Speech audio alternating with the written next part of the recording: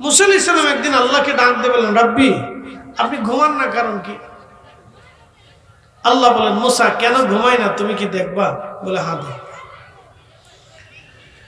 আল্লাহ রাব্বুল আলামিন ডাক দিলেন, মুসা তোমার হাতের মধ্যে একখানা পেয়ালা হাতে নিয়ে তুমি সারা রাত্র দাঁড়াবা। মুসা আলাইহিস সালাম পানির পেয়ালা হাতে নিয়ে সারা রাত্র দাঁড়িয়ে আছেন। দাঁড়ানো মুসা, অনেক রাত হয়ে গেল, তন্দ্রা এসে গেল, ঘুম এসে গেল। মুসা আলাইহিস সালাম হঠাৎ করে ঝিমুনি দেওয়ার সঙ্গে সঙ্গে হাত থেকে পানির পেয়ালা পড়ে ভেঙে গেল। আল্লাহ ডাক দিলেন, মুসা বুঝলা কি আমি কেন ঘুমাই না? বলে, রাব্বি এখনো বুঝি নেই। আল্লাহ ডাক দিয়ে বলেন, মুসা একটা পানির পেয়ালা হাতের মধ্যে নিয়ে তুমি সারা রাত্র জেগে থাকতে পারলা না, তোমার তন্দ্রার কারণে হাত থেকে পানির পেয়ালা পড়ে ভেঙে গেল। মুসা রে, আমি রব যদি একটা সেকেন্ডের জন্য জীবনী দেই, ঘুম আমার আসে, তামাম সৃষ্টিগুলি বিস্মার হয়ে ভেঙে চুরে চুরমার হয়ে যাবে। আমি রবের ইশারায় সূর্য তার নিজের কক্ষপথে চলে, মুসা রে এই সূর্যটাও ভেঙে চলে পড়ে যাবে। তামাম সৃষ্টির মধ্যে যত নক্ষত্রমালা আছে সমস্ত নক্ষত্রগুলি বিচ্ছিন্ন হয়ে যাবে, নিজেদের কক্ষপথ থেকে আলাদা হয়ে যাবে, ধ্বংস হয়ে যাবে, অ্যাক্সিডেন্ট হবে। আচ্ছা বলেন, ট্রেন তার লাইন থেকে যদি আলাদা হয় তাহলে অ্যাক্সিডেন্ট করে, তো সূর্যটা যদি তার আল্লাহর দেওয়া কক্ষপথ থেকে আলাদা হয় তাহলে সে অ্যাক্সিডেন্ট করবে। আপনি দেখেন পৃথিবীর সমস্ত সৃষ্টি পুঙ্খানুপুঙ্খরূপে আল্লাহর আইন মেনে চলে।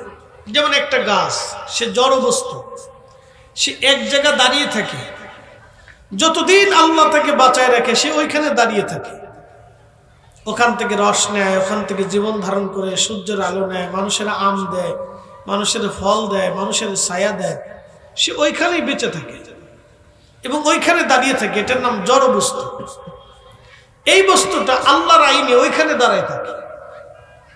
আপনি যদি দেখেন কুকুর, বাড়িতে কুত্তা পালেন, সারা রাত আপনার বাড়ি পাহারা দেয়, কিন্তু কুত্তা বাদ দিয়ে একটা শিয়াল ধরে নিয়ে আসে, আইনে সুন্দর করে ওরে খাওয়ান, প্রত্যেকদিন মুরগার রান দিবেন, গরুর গোশত খাওয়াবেন, বিরিয়ানি পোলাও খাওয়াবেন, ওর রুম আলাদা করে দিবেন, যত আদরই করেন, শিয়াল কখনো আপনার ঘরে থেকে মুরগি পাহারা দেবে না। কারণ কি? আল্লাহ ওকে আইন করে দিছে। বলে কি আইন? এই আইনে এই শিয়ালটা সে জঙ্গলে থাকবে, মানুষের মুরগি চুরি করবে, আবিজাবি ময়লা আবর্জনা খেয়ে বেড়াবে। ও আল্লাহর আইনে জঙ্গলে থাকে। কুত্তা আপনি সারাদিন যদি লাঠি দিয়ে পিটান তো জঙ্গলে যাবে না, ও কিন্তু আপনার বাড়িতেই থাকে।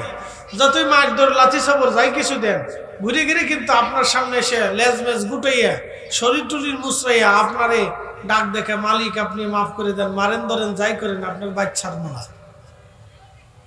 কুত্তা কিন্তু মুচড়াই মুচড়াই মুচড়াই মুচড়াই আপনার বাড়ির সামনে, আপনার সামনে এসে আপনার সামনে সারেন্ডার করে। এর অর্থ হচ্ছে কুকুর আল্লাহর আইন মেনে আপনার বাড়িতে থাকে। যেই কাজ শিয়াল দিয়ে করতে পারেন না, বাড়িতে একটা বিড়াল পালেন, এই বিড়ালটা দেখবেন আপনার বাড়িতে থেকে ইঁদুর টিঁদুর মারে, তেলাপোকা সারপোকা ময়লা আবর্জনা যা আছে এগুলি থেকে আপনার বাড়িকে পরিষ্কার রাখে। দেখবেন আপনার ঘুমাইতেছেন, আপনার কোলের মধ্যে যে ঘুমাচ্ছে। কিন্তু বনের একটা বিড়াল ধরে নিয়ে আসবেন, হাজার ভালো খাওয়াবেন, যতই আদর করেন, ও আপনার ঘরে থাকবে না, এই আবার সে জঙ্গলে চলে যাবে। কারণ ওই বন বিড়ালটা সে আল্লাহর আইনে জঙ্গলে থাকে, আর এই বাড়ির বিড়ালটা সে আল্লাহর আইনে আপনার ঘরের মধ্যেই থাকে। তাহলে এই সমস্ত প্রাণীগুলি আল্লাহর ফয়সালা মেনে চলে। একসাথে বলা যাবে না আল্লাহু আকবার। সব প্রাণী কার ফয়সালা মানে? আল্লাহর। একমাত্র মানব জাতি আল্লাহর ফয়সালা মানতে চায় না। একমাত্র মানুষ আল্লাহর ফয়সালা মানে না। একমাত্র মানুষ আল্লাহর আইন মানতে চায় না। এই জন্য মানুষের সুবিধাও বেশি, অসুবিধাও বেশি, মানুষের আরামও বেশি, শাস্তিও বেশি। কুত্তা আপনার বাড়ির সামনে সারা রাত পাহারা দিবে, কোনো কম্বল কাঁথা নাই, মাসিক কোনো বেতন ধার্য নেই, ওর জন্য কিন্তু সকালবেলা রুটি টুটি, গরুর গোশত, ডিম, পোলাও এগুলি কোনো বরাদ্দ নাই, ওর জন্য কম্বলও বরাদ্দ নেই। ও মাটির উপরে ঘুমায় আর আপনার বাড়ি পাহারা দেয়, ও আল্লাহর আইনে আপনার ঘর পাহারা দেয়। আল্লাহর দরবারে ওর কোনো তেমন বিচার আচার নাই, কোনো শাস্তি নেই, ওকে জাহান্নামে যেতে হবে না। কিন্তু আল্লাহ আপনাকে সুবিধা দিচ্ছেন, কম্বল দিচ্ছেন, ঘর দিচ্ছেন, বাড়ি দিচ্ছেন, স্ত্রী দিচ্ছেন, সন্তান দিচ্ছেন, খাবার দিচ্ছেন, নানান প্রকার দিচ্ছেন, সব দিচ্ছেন। যদি আল্লাহকে না মানেন তাহলে শাস্তি কঠিন, কঠিন শাস্তি। এই জন্য মানব জাতির শাস্তি বেশি। এই শাস্তি থেকে বাঁচানোর জন্য যুগে যুগে নবীরা আসছেন, দাওয়াত দিচ্ছেন, লা ইলাহা ইল্লাল্লাহ, লা ইলাহা ইল্লাল্লাহ, বলো আল্লাহ এক, বলো আল্লাহ এক। তারপরে মানুষ পাথরের সামনে সেজদা দেয়, মূর্তির সামনে সেজদা দেয়, সূর্যের সামনে সেজদা দেয়, সাগরের সামনে সেজদা দেয়। তারপরও মানুষ মূর্তির সামনে, পাথরের সামনে, এই গাছের সামনে সেজদা দিয়ে পড়ে রয়েছে। গরুর সামনে সেজদা দেখে, গরুই খোদা, এটাই তার দেবতা ভাবে। সূর্য তার দেবতা, এই সূর্যই তার দেয়। আগুনের দেবতা, আগুন পূজারী যারা আছে, মাজুসি ধর্মের অনুসারী, তারা আগুনের পূজা করে, আগুনকে স্রষ্টা মনে করে থাকে। আচ্ছা বলেন, আগুন কি খোদা হইতে পারে? আগুন কি নিজে নিজে জ্বলে? আরেকজনকে দিয়ে জ্বালাইতে হয়, কথা ঠিক কিনা? আবার আগুনের যে পদার্থ আছে, যেমন খড়ি, গ্যাস, তেল, এগুলি যখন জ্বালানি না থাকে তখন আগুন কিন্তু অটোমেটিক নিভে যায়। তাহলে যে অন্যের সাহায্যে জ্বলে এবং জ্বালানি না থাকলে অটোমেটিক একা একা নিভে যায়, তাহলে সে কখনো খোদা হতে পারে না। তাহলে অবশ্যই তাকে একজন নিয়ন্ত্রণ করেন, তিনি একমাত্র আল্লাহ। কথা বলেন ঠিক না বেঠে? তিনি কে? একসাথে জোরে বলেন, কে? আল্লাহ ছাড়া কোনো মাবুদ।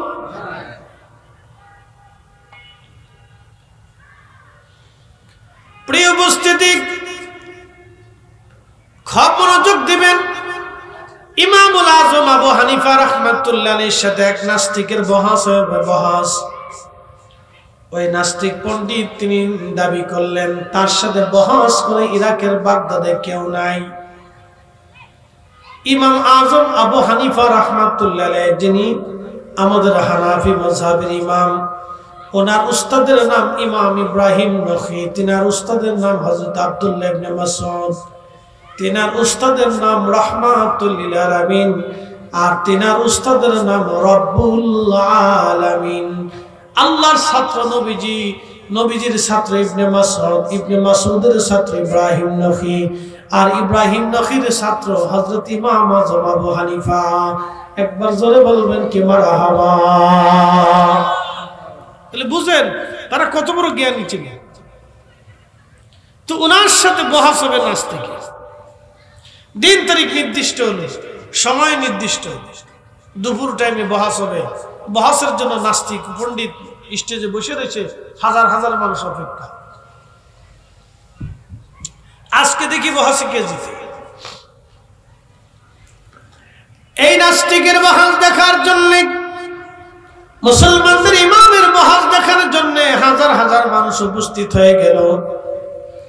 ইমাম আজম আবু হানিফা রাহমাতুল্লাহ আলাইহি তিনি ওই বহসের স্থানে তিনি যাবেন যাবেন যাবেন যাবেন, যেতে যেতে যেতে যেতে দেরি হয়ে গেল। ইচ্ছা করে দেরি করে, তো অনেক দেরি।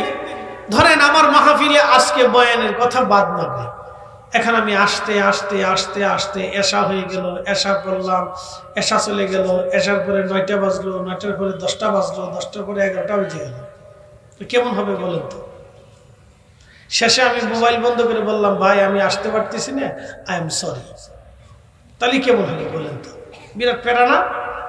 মান সম্মানের ব্যাপার, লজ্জা শরমের ব্যাপার। পাবলিক বললে হুজুরের দাওয়াত করে নাই, বিনা দাওয়াতেই হুজুরের নাম লিখে রাখছে। আর হুজুর কেমন দাওয়াত করলেন যে হুজুর আসলো না? তো নানান জটিলতা। তো ইমাম আজম আবু হানিফা রাহমাতুল্লাহ জান জান জান জান জান জান যেতে যেতে যেতে যেতে অনেক দেরি করে গেছে। তো বহাস যারা দেখতে আসে তারা অধৈর্য হয়ে গেছে, যিনি বহাস করতে আসছেন নাস্তিক তিনিও অধৈর্য হয়ে গেছেন। স্টেজে যাওয়ার পরে নাস্তিক বলতেছে, ভাবছিলাম মুসলমানদের ইমাম একজন জ্ঞানী ব্যক্তি সময়টাকে প্রাধান্য দিবে, যে লোক সময়কে প্রাধান্য দেয় না তার সাথে কি বহাস করবে। লোকটা খুব চেতে গেছে যে এত সময় পরে আপনি আসলেন, আসার কথা দুপুরে, আসলেন আপনি আসরে, এটা কেমন? হযরত ইমাম আবু হানিফা ডাক দিয়ে বলেন, পণ্ডিত বাহাস করতে আমি কেন দেরি করলাম সেই জন্য তো আপনি আগে বুঝবেন। আমি দেরি করে আসছি সেই জন্য আপনি বেজার হলেন, কিন্তু কেন দেরি হলো সেটা তো আপনি জানবেন। বলে কারণ কি?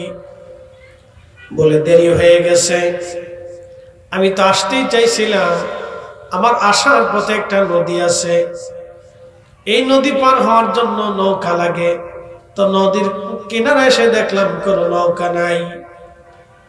চিন্তা করলাম নৌকা নাই, কেমনে নদী পার হব। এমন সময় দেখি নদীর ঘাটে একটা বিরাট বড় গাছ, এই গাছটা অটোমেটিক ভাবে একা একা কেটে কেটে তক্তা হয়ে গেল, এবং একা একা তক্তা একা একা নৌকা হয়ে গেল।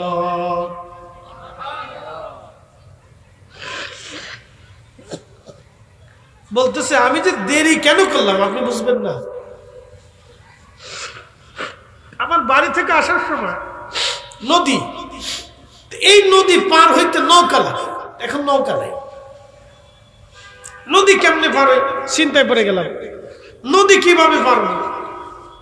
তো নদী পার হওয়ার জন্য আমি দাঁড়িয়ে আছি, এমন সময় দেখি একটা মস্ত বড় গাছ নদীর পাড়ে একা একা কেটে কেটে তক্তা হয়ে গেল, তক্তা একা একা নৌকা হয়ে গেল। আমি নৌকার উপরে চললাম, নৌকা আমার একা একা নদী পার করে দিল। এখন নাস্তিক পণ্ডিত হাসি আর কয়, ভাবছিলাম মুসলমানরা খুব জ্ঞানী, এখন দেখি অনেক বড় বোকা। বলে কারণ কি? বলে কি গাছ কি কোনোদিন একা একা তক্তা হয়? তক্তা কি কোনোদিন একা একা নৌকা হয়? নৌকা কি কোনোদিন একা একা নদী পার করতে পারে? আপনি একটা অবান্তর কথা এসে বললেন, হাস্যকর কথা বললেন। আপনি যৌক্তিকভাবে কথা বললে হতো যে আপনার এই কারণে দেরি হয়েছে, আপনি দেরির কারণটাও বললেন, তাও হাস্যকর। আবার দেরি করে আসলেন, এটাও হাস্যকর। আপনার সাথে কি বহস করব? তো ইমামুল আজম আবু হানিফা রাহমাতুল্লাহ আলাইহি ডাক দিয়ে বলেন, পণ্ডিত আমার আর তাহলে বহস করার দরকার নেই, আমার বহস শেষ হয়ে গেছে। বলে বহস তো শুরুই করলাম না, তো শেষ কেমনে করলেন? বুঝেন নাই? না, কেমনে বুঝলাম? বলে নৌকা গাছ কোনোদিন একা একা তক্তা হয় না, আর তক্তা কোনোদিন একা একা নৌকা হয় না, নৌকা কোনোদিন একা একা নদী পার করতে পারে না। তাহলে পণ্ডিত বলেন সূর্য একা একা কেমনে চলে, চাঁদ কেমনে একা একা উদয় হয়, তাহলে বলেন পৃথিবীতে বাতাস একা একা কেমনে প্রবাহিত হয়, নদীর জোয়ার সাগরের জোয়ার তাহলে একা একা কেমনে আসে, আসমান তাহলে একা একা কেমনে থাকে, তামাম সৃষ্টি তাহলে একা একা কেমনে চলে? অবশ্যই একজন নিয়ন্ত্রক আছে, তিনি আল্লাহ। একসাথে বলা যাবে আল্লাহু আকবার। পণ্ডিতের সাথে বহাস শেষ। পণ্ডিত আর কি জবাব দিবে? নিজের কথায় নিজে ধরা খেয়ে গেছে। কথা তো সত্য। এই জন্য আল্লাহ ডাক দিলেন, কুল হুয়াল্লাহু আহাদ আল্লাহুস সামাদ লাম ইয়ালিদ ওয়া লাম ইউলাদ। কুল হুয়াল্লাহু আহাদ, হুজুর আপনি বলে দেন আমি আল্লাহ এক। আল্লাহুস সামাদ, আমি কারো মুখাপেক্ষী না, সব সৃষ্টি আল্লাহর মুখাপেক্ষী। তুমি রহমান, তুমি মেহেরবান, অন্ধ গাহে না শুধু তোমার গুণগান, অন্ধ গাহে না শুধু তোমার গুণগান, বুঝে বুঝে না তবু শান, তুমি রহমান, তুমি মেহেরবান। কখনো তোমাকে যদি ভুলি, হে তেরা লো জেনে নিউ কাশ তুলি ঠাই দিও প্রিয়তম ঠাই দিও প্রিয়তম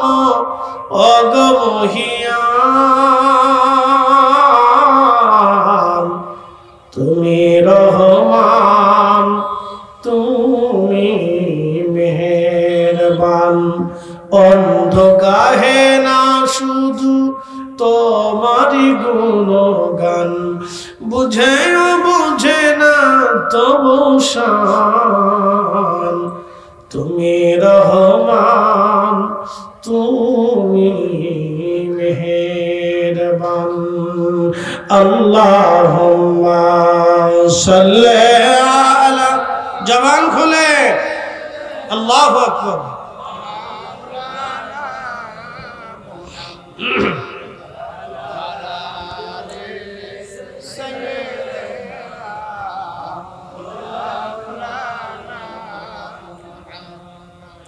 রব্বাংবাসী মনোযোগ দিবেন হাজিরিন আমার রব জানিয়ে দিলেন হাবিব বলে দেন আমি আল্লাহ এক বলে দেন আমি আল্লাহ এক বলে দেন আমি আল্লাহ এক বলে দেন আমি আল্লাহ এক আল্লাহুস সামাদ আপনি আরো বলে দেন আমি রব কারো মুখাপেক্ষী না সব সৃষ্টি আমি আল্লাহর মুখাপেক্ষী আচ্ছা আপনারা বলেন তো মানুষের শরীরে একসাথে ৩৫০০ রোগ আছে মানব শরীরে ৩৫০০ ধরনের রোগ আছে ৩৫০০ ধরনের রোগের ওষুধও আছে একসাথে বলবেন আল্লাহু আকবার রোগ কে দিলেন ওষুধ কে দিলেন না ওষুধের আবার আলাদা দেবতা আছে রোগের আলাদা দেবতা আছে ধরেন ওষুধ আর রোগের যদি আলাদা আলাদা দেবতা থাকতো তাহলে পৃথিবীতে রোগ আর ওষুধের দুই দেবতার যুদ্ধ হইতো এক দেবতা বলতো না ফরিদি হুজুর সে বড় ভালো বক্তা তার রোগ দেওয়া যাবে না যে রোগের দেবতা সে বলতো না তাকে রোগ দেওয়া যাবে না ওষুধের দেবতা যে আছে সে বলতো না রোগ না দিলে তাহলে আমার ওষুধ দিয়ে হইল কি আমি দেবতা দেখি তা হইল আমি যে দেবতা আছি তা তো দেখানোর দরকার তা আমি রোগের দেবতা ওষুধের দেবতা তো তুমি তার রোগ দাও তুমি মানব জাতির রোগ দিবা আর আমি দেবতা ওষুধ দিব তো দুই দেবতা দেখা গেছে একসময় পিটি পিটি মারামারি কিতে কিতি ঝগড়া ফাসাদ করত ধরেন এই বৃষ্টির সময় শীতের সময় অনেক সময় বৃষ্টি হয় না কি কথা কান্না হয় না নেই শীতের সময় হঠাৎ অনেক সময় বৃষ্টি হয়ে যায় তো এখন যদি বৃষ্টির দেবতা আর শীতের দেবতা যদি আলাদা থাকতো তাহলে বৃষ্টির দেবতা আর শীতের দেবতার ভিতরে মারামারি হতো শীতের দেবতা বলতো আমার শীতকালে আমি শীত দেব তুই শীতকালে বৃষ্টি কেন দিবি আর শীতের দেবতা বৃষ্টির দেবতা বলতো যে বৃষ্টি লাগবে সেই জন্য আমি বৃষ্টি দিছি তাহলে দুই দেবতার মধ্যে ঝগড়া হইতো রাশিয়ার আমেরিকার যুদ্ধ করা লাগতো না যুদ্ধ কিন্তু দুই দেবতা করেই শেষ হয়ে যেত পৃথিবীতে বান্দার আর মারামারি করা লাগতো না খোদারাই মারামারি করে শেষ করে যেত কি কথা কর না কেন ঠিক আছে না তাহলে এই জন্য আল্লাহ বলে দিলেন হুজুর আপনি বলেন আমি শুধু এক তা না আল্লাহুস সামাদ আমি কারো মুখাপেক্ষী না মুখাপেক্ষী একসাথে বলবেন আল্লাহু আকবার মানব শরীরে কয় হাজার রোগ আছে ৩৫০০ কিন্তু আরেকটা রোগ আছে এই রোগের নাম মৃত্যু রোগ জীবনে এই রোগের ওষুধ আজ পর্যন্ত কেউ আবিষ্কার করতে পারে আপনাদের কি মনে হয় আগামীতে পারবে সুযোগ টুযোগ আছে কেন পারবে না এই কোরআনে আল্লাহ তার ফয়সালা দিয়েছে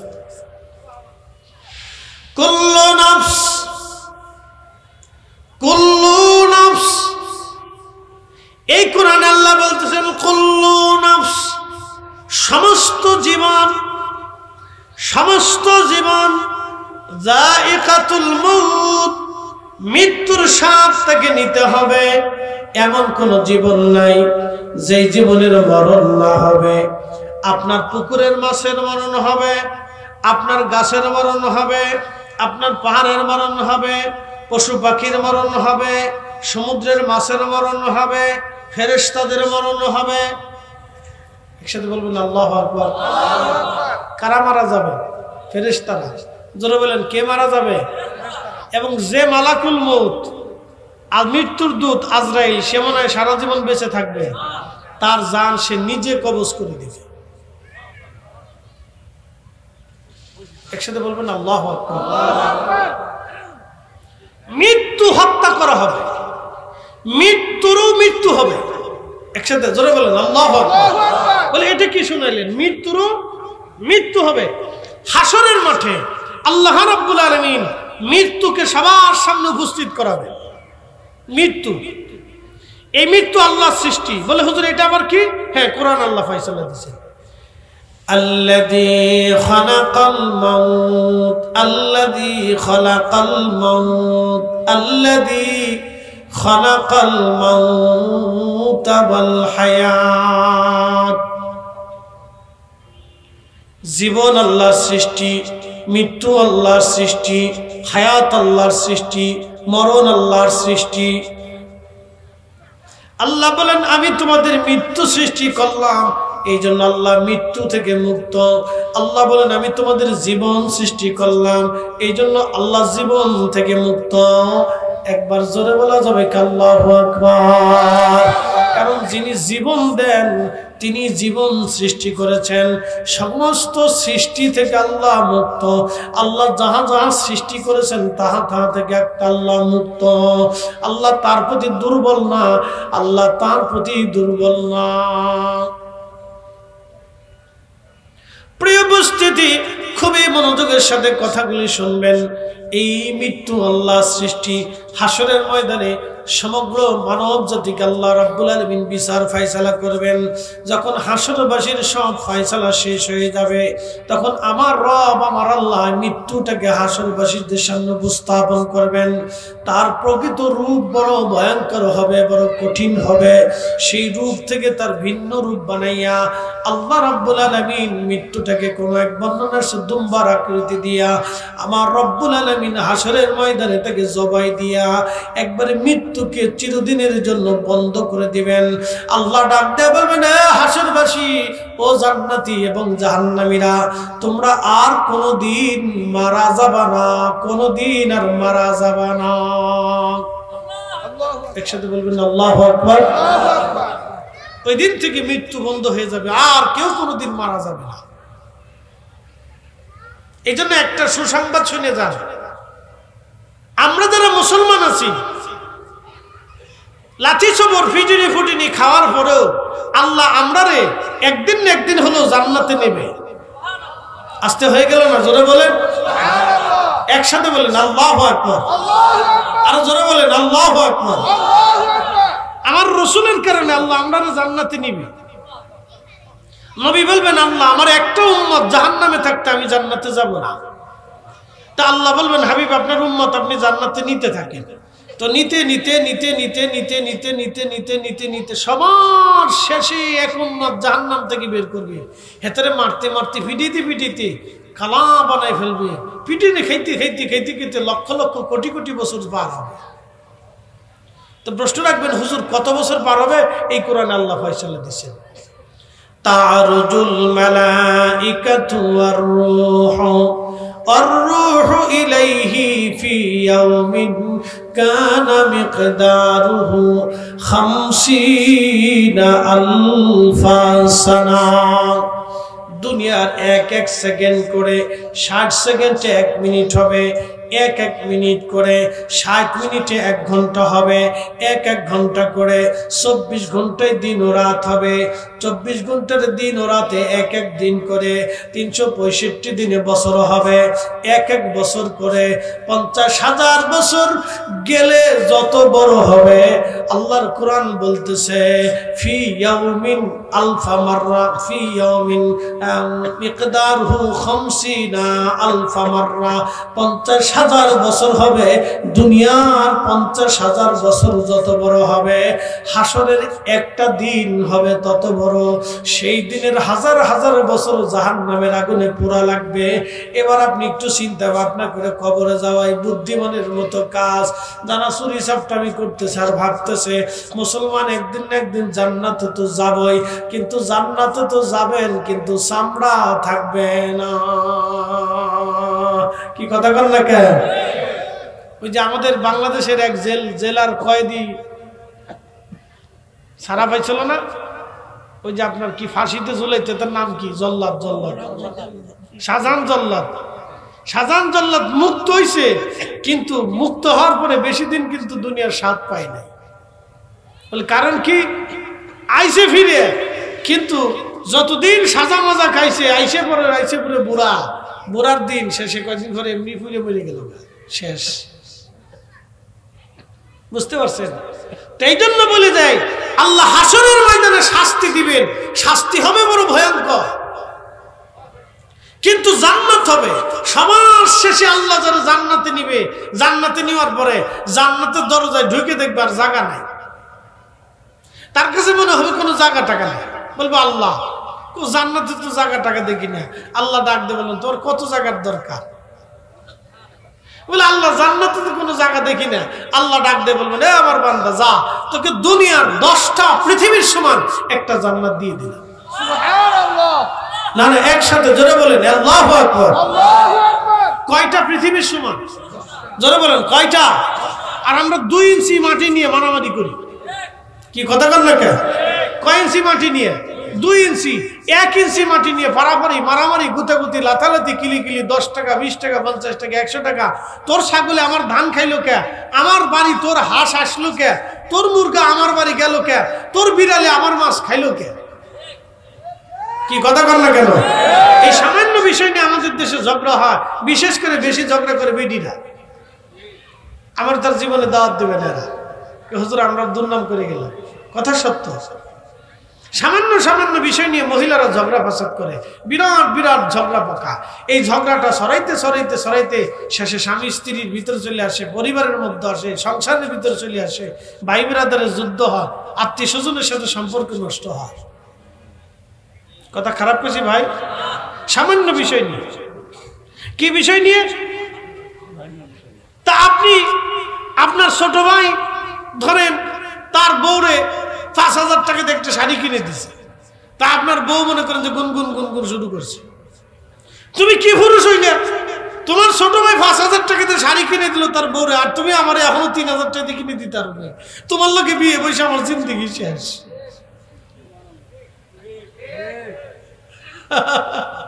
এত বেডিরা, তোমার লোকে বিয়ে বসে আমার জিন্দগি শেষ। স্বামীর লোকে শুরু হয়ে যায় গুনুর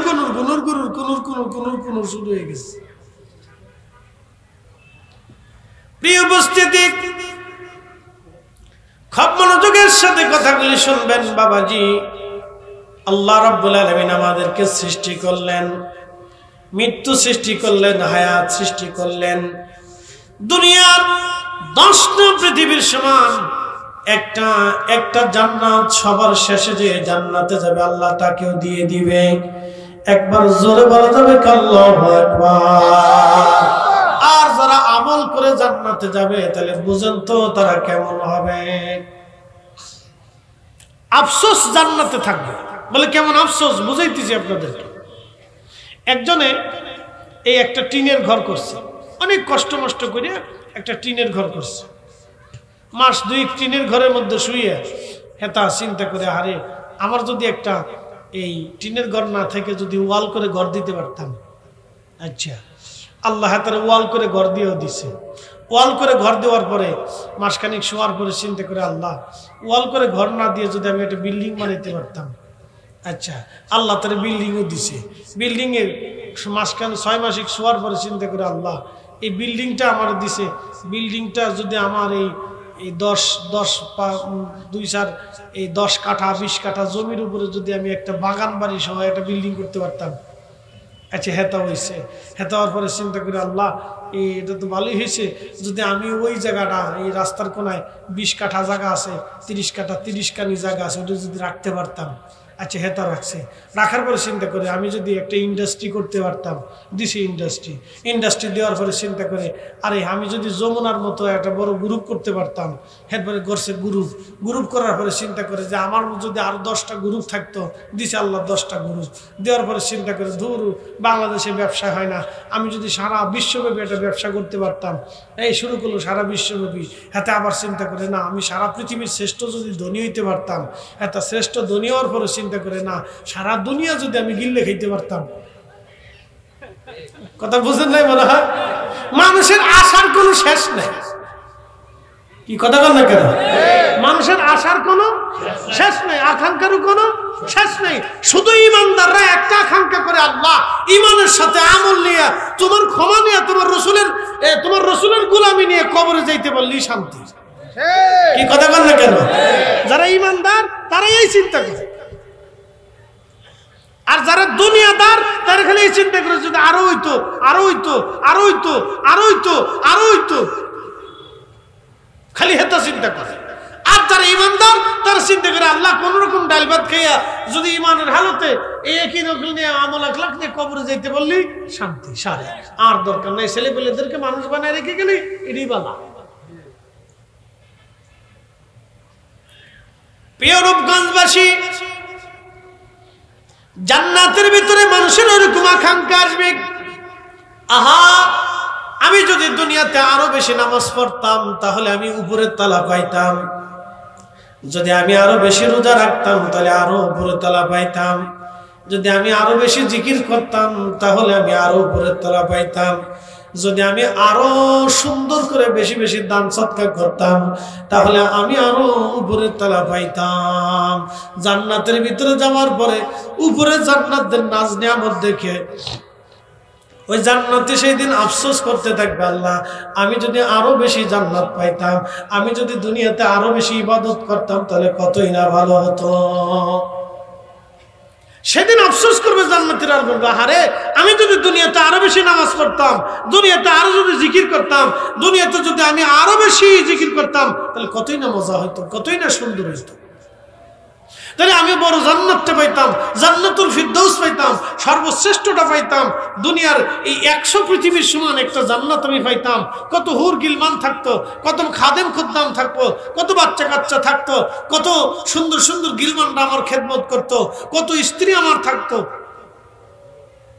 এরকম চিন্তা করতে থাকবে আর আফসোস করতে থাকবে, হা দুনিয়াতে যদি বেশি নামাজ পড়তাম। এই জন্য আপনাদেরকে বলি জান্নাতে গেলেও আফসোস থাকবে, জান্নাতে গেলে আফসোস থাকবে, আফসোস কখনো মিটবে না।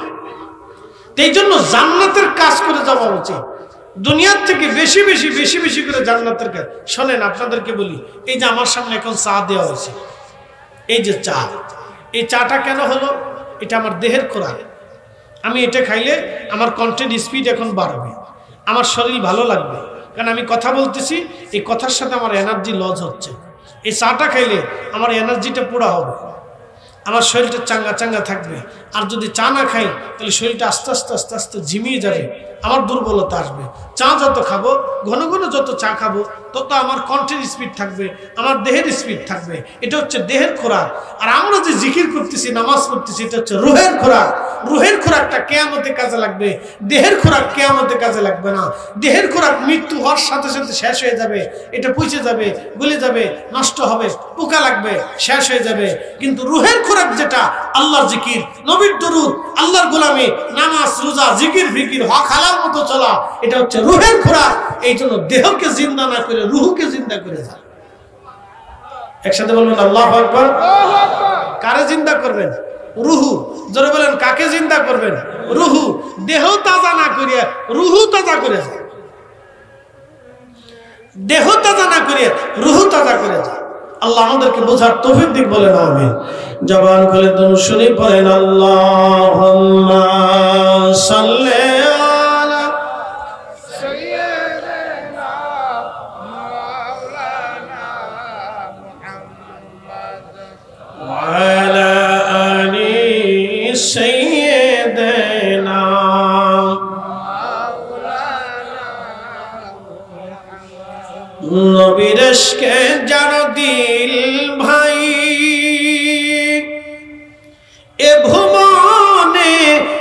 দেনা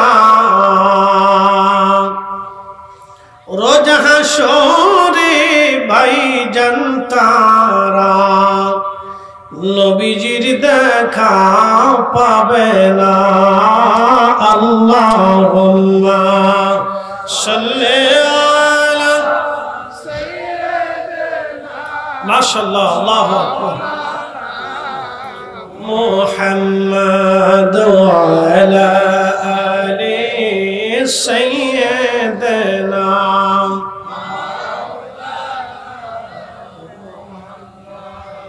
প্রশ্ন রাখতে পারেন ফরিদ হুজুর এই যে আপনারা ওয়াজের মাঝে মাঝে দুরূদ শরীফ পড়ান কেন দুরূদ শরীফ পড়ান শুধু আমি কথা বলবো আপনারা শুনবেন তা হবে না এই দুরূদ শরীফ হলো রূহের খোরাক একসাথে জোরে বলবেন আল্লাহু আকবার বুঝাই বলে দিয়ে যাই শোনেন আপনি আমার সাথে দেখা করতে আসলেন এখন দেখা করতে আসার সময় আপনি আমার জন্য ছোট্ট একটা আতর আনলেন আতরটা দিয়ে বলেন হুজুর আপনার জন্য এই আতর একটা আনছি সৌদি আরব গেছিলাম উমরা করার জন্য তা আপনার জন্য আতরটা আছে আপনি রাখেন বলেন আমি কি বেজার হব না খুশি হব আচ্ছা আতরটা দেওয়ার পরে আমার পকেটের মধ্যে ছিল 4টা খেজুর খেজুরটা আপনার হাতে দিয়ে বললাম ভাইজান আপনাকেও খেজুর দিলাম আপনি খান বলেন আপনি বেজার হবেন না খুশি হবেন হাদিয়া দিলে হাদিয়া নিলে দোনো অবস্থায় একজন মুসলমান আরেকজনের মুসলমানের সম্পর্ক দৃঢ় হয় বাড়তে থাকে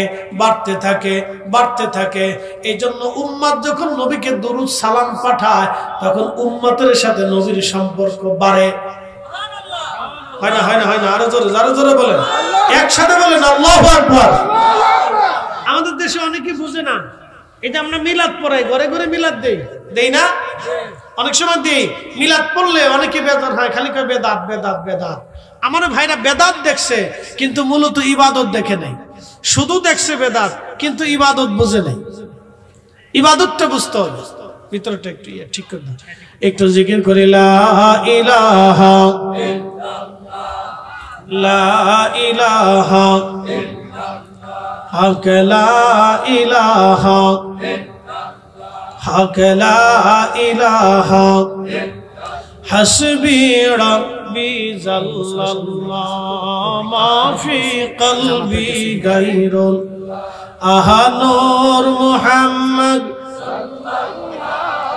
লা ইলাহা ইল্লাল্লাহ লা ইলাহা ইল্লাল্লাহ লা ইলাহা হক লা ইলাহা এক মিনিট এই যে জিকির করতেছেন এটা রূহ জিন্দা হয় একসাথে বলবেন আল্লাহু আকবার কি জিন্দা হয় রূহ আপনি যত জিকির করবেন মূলত আপনি আল্লাহকে হাদিয়া দিচ্ছেন একসাথে জোরে বলেন হাদিয়া কারে দিতেছেন আল্লাহকে যখনই ডাক দিবেন তখনই আল্লাহ খুশি হয় শুধু খুশি হয় না আপনার এক ডাকে আমার রব 10 বার আপনার ডাকে সাড়া দেয় বান্দা কি চাও বান্দা কি চাও বান্দা কি চাও বান্দা কি বলো কি চাও তুমি আর আপনি ততই খাই গেলেন আল্লাহ আল্লাহ আল্লাহ আল্লাহ আল্লাহ পাক ডাক দেয় বান্দা কি চাও বলো তুমি কি চাও যা কিছু যেহেতু চাচ্ছ না যাও তোমার জীবনের গুনাহ মাফ করে দিলাম আমাদের দেশে একদল আছে বুকে হাত বেঁধে নামাজ পড়ে তাদের মতে এই সমস্ত দলবদ্ধভাবে জিকির করা বেদাত খালি বেদাত খালি বেদাত খালি বেদাত খালি বেদাত এত বেদাতের ধাক্কায় ধাক্কায় মুসলমান এখন বিরাট বড় ফেরার মধ্যে আছে বিরাট ফেরা বাপরে বাপ মুসলমান যে কি ফেরার ভিতরে আছে ফেরার শেষ নেই অনেকে চিন্তা করে এগুলো সব সাইডে দিচ্ছে ধুর এত বেদাত আর করতামই না কি কথা কর না কে অনেকে সাইডে দেখে ধুর এত বেদাত আর করবোই না যা তো লাভ হইছে কার কোন তো শয়তানের একসাথে বলেন কার লাভ হইছে শয়তানের লাভ হইছে মুসলমানের কোনো লাভ হয় নাই আচ্ছা আমাদের দেশে অনেকের বাড়িতে কোরআন খতম হয় কি না আপনাদেরকে বুঝাইতেছি এই কোরআন কার কালাম আল্লাহ আচ্ছা কোরআনের তেলাওয়াত যদি মুসলমানের ঘরে না হয় তাহলে কি হিন্দুর ঘরে হবে বৌদ্ধ পড়বে খ্রিস্টান পড়বে তা কে পড়বে মুসলমান পড়বে কোথায় পড়বে হয় মসজিদে পড়বে নয় মাহফিলে পড়বে না হলে তার ঘরে পড়বে না হয় মাদ্রাসায় পড়বে তো মুসলমান যদি ঘরে কোরআন খতম দেয় তাহলে বেদাত কিসে? আমি বুঝলাম না কিছু।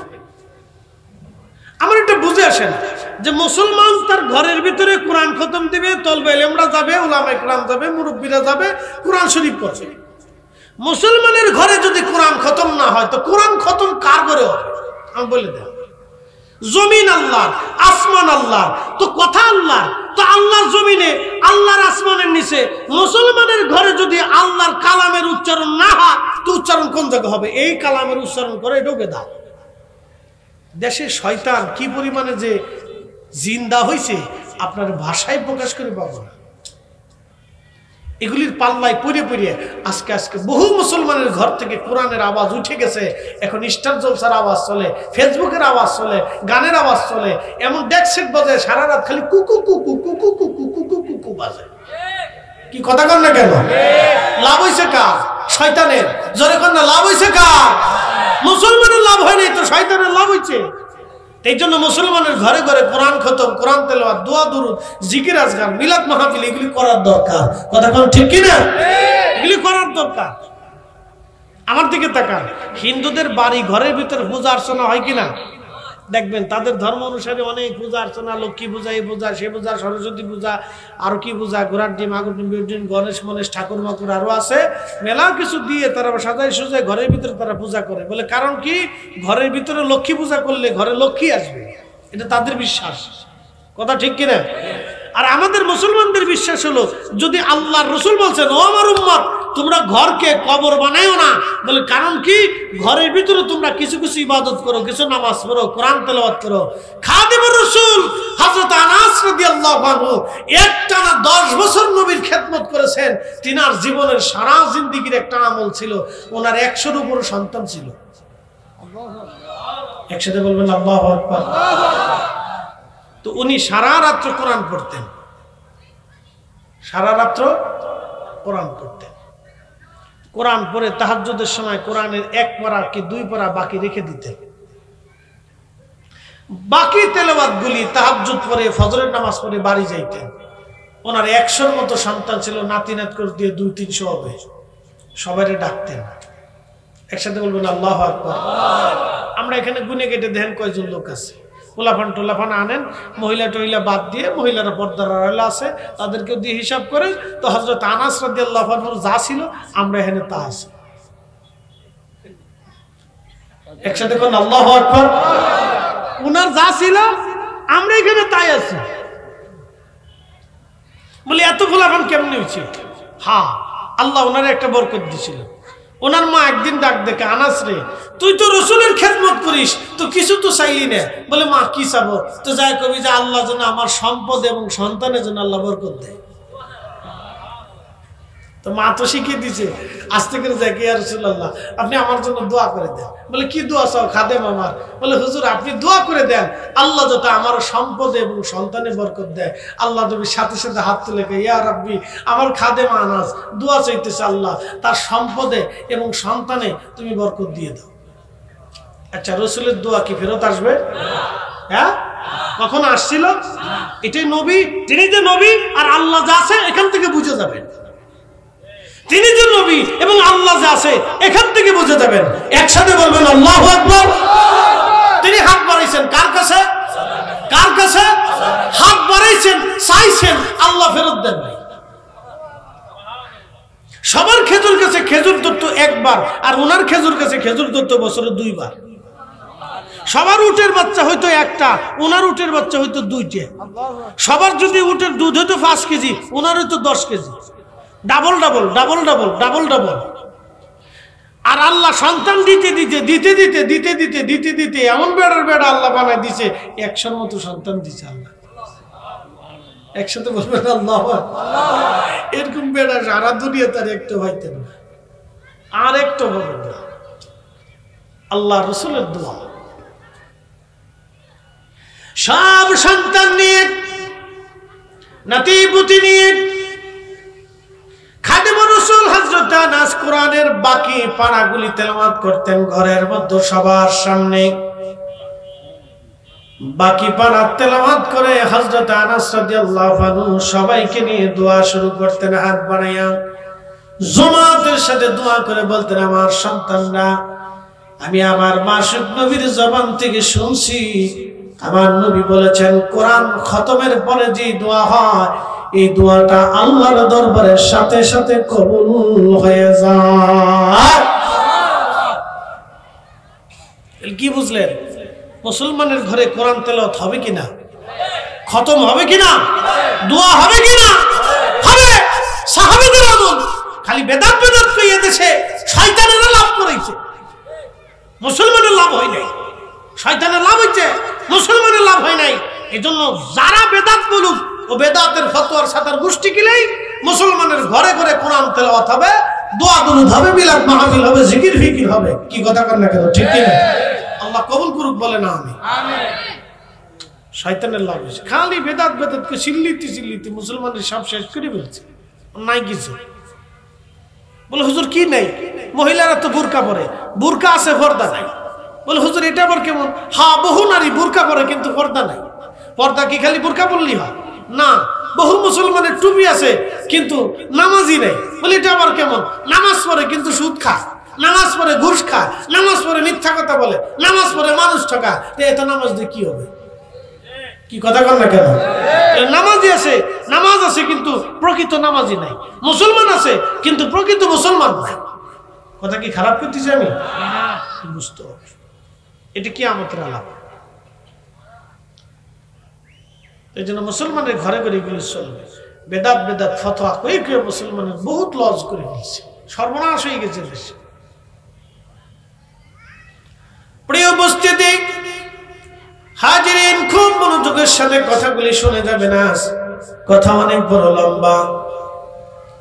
আল্লাহ নবী রাহমাতুল লিল আলামিন আমার আল্লাহ রাব্বুল আলামিন কোরআনে বলে দিলেন, ইন্নাল্লাযীনা কাফারু মিন আহলিল কিতাবি ওয়াল মুশরিকিনা ফি নারি জাহান্নামা খালিদিনা ফিহা। নিশ্চয় যারা কাফের এবং মুশরিক, যারা কাফের এবং মুশরিক যারা এবং আহলে কিতাব যারা, তারা জাহান্নামের ভিতরে চিরদিন জাহান্নামে থাকবে, কোনদিন তারা জাহান্নাম থেকে বের হবে না, কোনদিন তারা জাহান্নাম থেকে বের হবে না। কিন্তু যারা মুসলমান তারা একদিন না একদিন জাহান্নাম থেকে বের হয়ে আসবে। আল্লাহ প্রথম শব্দ বলেন ইন্নাল্লাযীনা কাফারু। কাফের কোনো গালি না, কাফের শব্দের অর্থ হলো অবিশ্বাসী, যিনি এক আল্লাহতে বিশ্বাস করে না, আমাদের নবীকে আখিরি নবী হিসেবে মানে না, এবং আল্লাহর ফেরেশতাদেরকে বিশ্বাস করে না, আমাদের দুই কাঁধে দুইজন ফেরেশতাকে বিশ্বাস করে না, এবং আখিরাতে যারা বিশ্বাস করে না, কবরের সওয়াল জবাবে যারা বিশ্বাস করে না। আমাদের দেশে একদল আছে দেখবেন তারা নামাজি মানে না। আছে বলে কারা? গান গুন গেয়ে বেড়ায়, মোজদারি কোনটা নিজেও জানে না, মাজারে মাজারে ঘুরে বেড়ায়। মাফ করে দিবেন, এদের সাথে সুন্নিয়তের কোনো সম্পর্ক নাই। এদের আকীদার সাথে আমাদের আকীদার কোনো মিল নাই। এদের আকীদা হলো লালনের আকীদার মতো। লালনের আকীদা একবারে হিন্দু না মুসলমান বোঝা বড় মুশকিল। বলে হুজুর এটা কেমন বললেন? আমি আপনাদেরকে বুঝাই দিয়ে যাই। তার কথার ভিতরে অনেক কিছু শিরিক আছে। যেমন একটা গান সে লেখছে, তোরা কে যাবি নবীর নৌকাতে আয়, রূপকাঠির ওই নৌকা খানি নাহি ডুবার ভয়, তোরা কে যাবি নবীর নৌকাতে আয়। একটা রুহুল্লাহ আলাইহিস সালাতু ওয়াস সালাম আল্লাহর বেটা, এবং ঈসা নবী আল্লাহর সন্তান, মারিয়াম আল্লাহর সন্তান। আমরা প্রমাণ করব।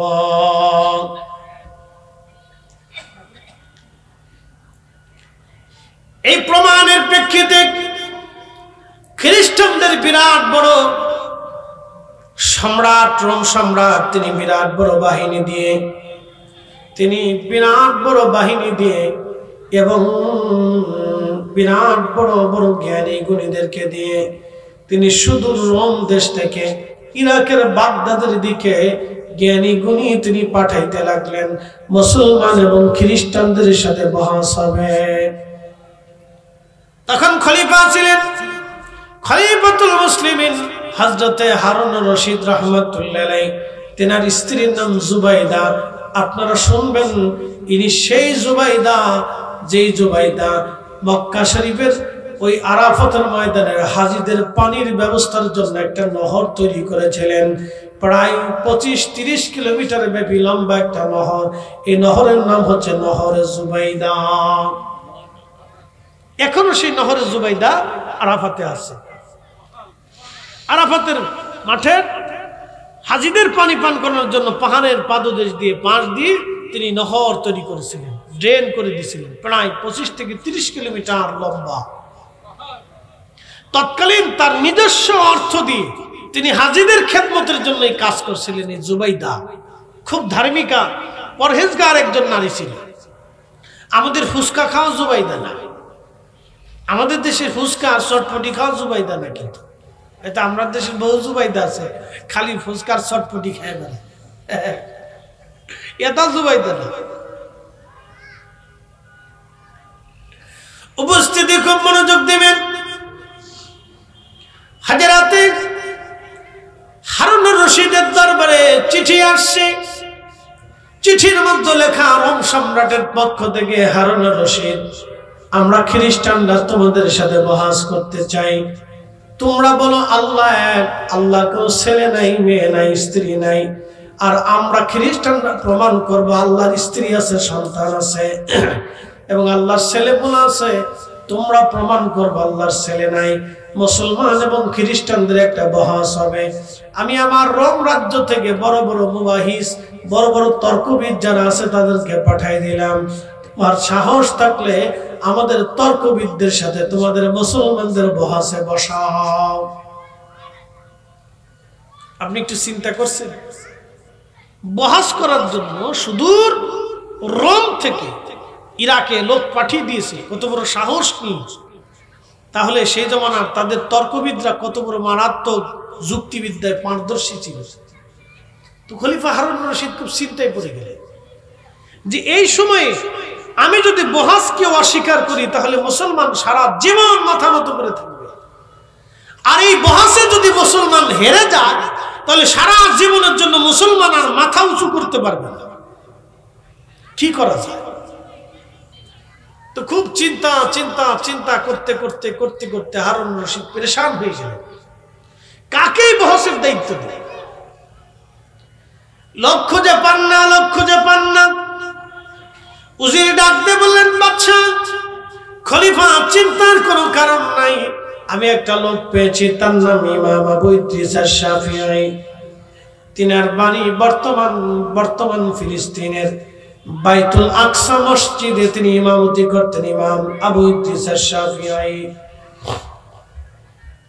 ইমাম শাফিঈ বাইতুল আকসাতে নামাজ পড়াইতেন তিনি।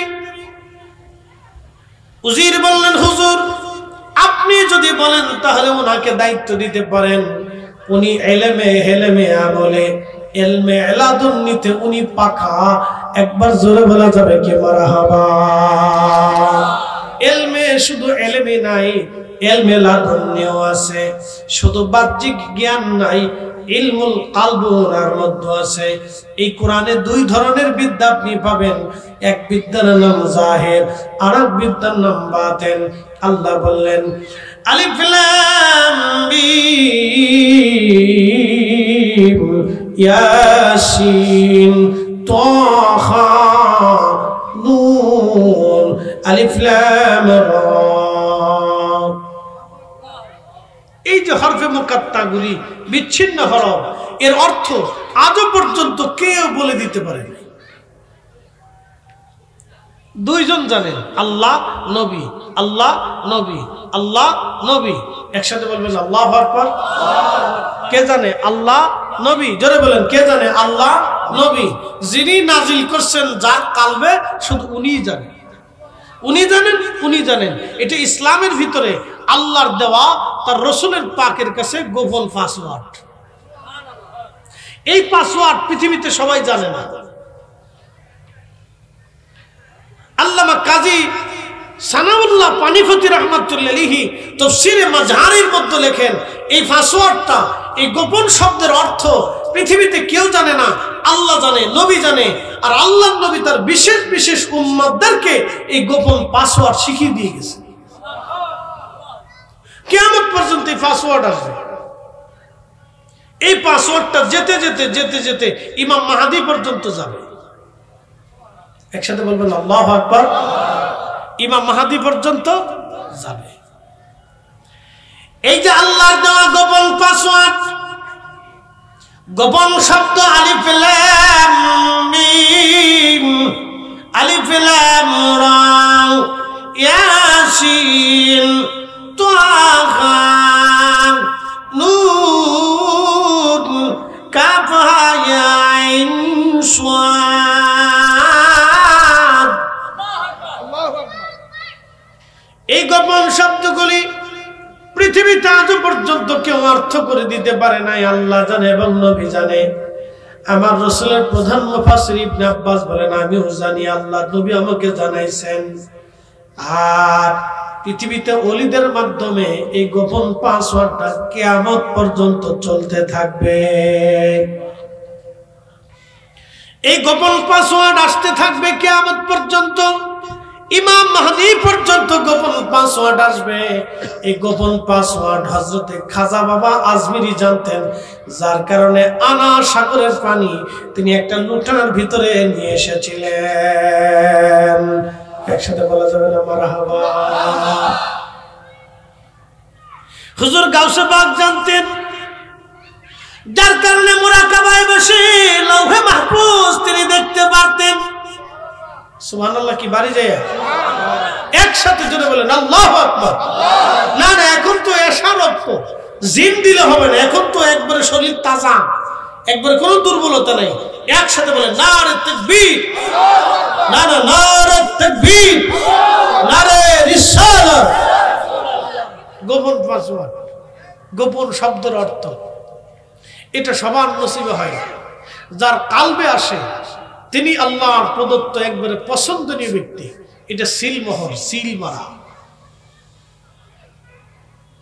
এই গোপন শব্দের অর্থগুলি পৃথিবীর কেউ জানবে না।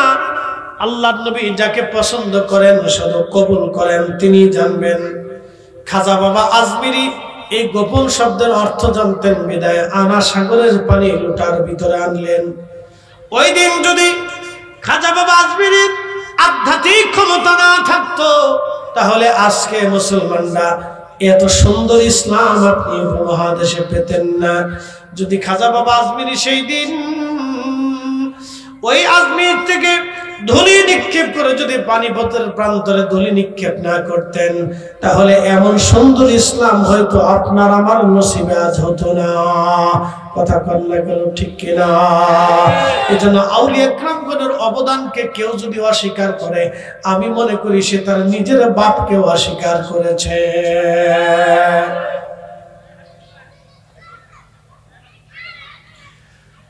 এই গোপন পাসওয়ার্ড ছাড়াই বহাসাজ হবে না। শুধু খাজা বাবা আজমিরি গোপন পাসওয়ার্ড জানতেন না, পৃথিবীর যত ওলি, বঙ্গেতে হযরত শাহজালাল ইয়ামানি মুজাররিদি গোপন পাসওয়ার্ড জানার কারণে ওনার হরিণের চামড়া দিয়ে বানানো জায়নামাজ উনি সুন্দর করে সুরমা নদীর উপরে ছেড়ে দিলেন। জায়নামাজে চললেন, জায়নামাজ চলে কিন্তু পানিতে জায়নামাজ ডুবায় না, কারণ এই গোপন পাসওয়ার্ড আল্লাহর ওলি শাহজালালের কলবের মধ্যে ছিল। একসাথে বলা যাবে আল্লাহু আকবার। তাহলে সবার কাছে কি পাসওয়ার্ড আছে? সবার কাছে, সবার কাছে নাই। এই জন্য সবাই এটা খুলতে পারে না। আপনি যদি আমার পেটের ভিতরে বোমু মারেন তো বেরোবে না। আমরা ওয়াজ করি, ওয়াজ শুনতে আপনাদের কাছে সুন্দর লাগবে, কিন্তু ওলিরা ওয়াজ করতেন, তাদের ওয়াজ আর আমাদের ওয়াজ হাজার দিন রাত তফাৎ। আমার দিকে তাকাবেন, সত্য তিতা লাগে, সত্য তিতা লাগে। বাংলাদেশে হাজার হাজার হাজার হাজার ওয়াজ মাহফিল হয়, মুসলমান কয়জন হয় বলেন? সারা পৃথিবীতে হাজার হাজার ওয়াজ মাহফিল হয়, নসিহত হয়, মুসলমান কয়জন বলেন? কয়জন মুসলমান হয় বলেন? খাজা বাবা আজমিরি তিনি কি ওয়াজ করছিলেন যে ওনার হাতে 90 লক্ষ মানুষ কালেমা পড়লো? তাহলে ওনার ওয়াজ একবারে সরাসরি কালবে মারতো, আর আমাদের ওয়াজ হলো কানে মারে। কি কথা কন না কেন? আমাদের ওয়াজ কোন পর্যন্ত? কান পর্যন্ত। আর আল্লাহর ওলিদের ওয়াজ কোন পর্যন্ত? কাল পর্যন্ত।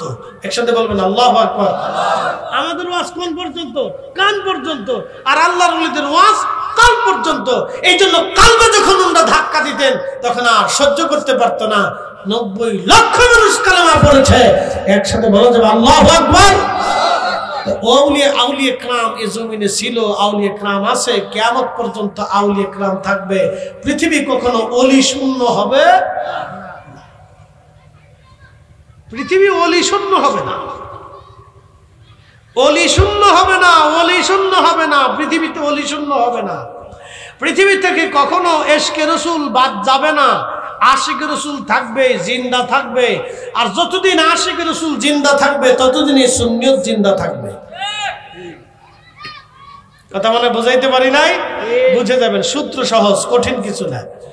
দুরূদ শরীফ বলেন আল্লাহুম্মা সাল্লি আলা মাওলানা মুহাম্মাদ ওয়া আলা আলি সাইয়্যিদানা।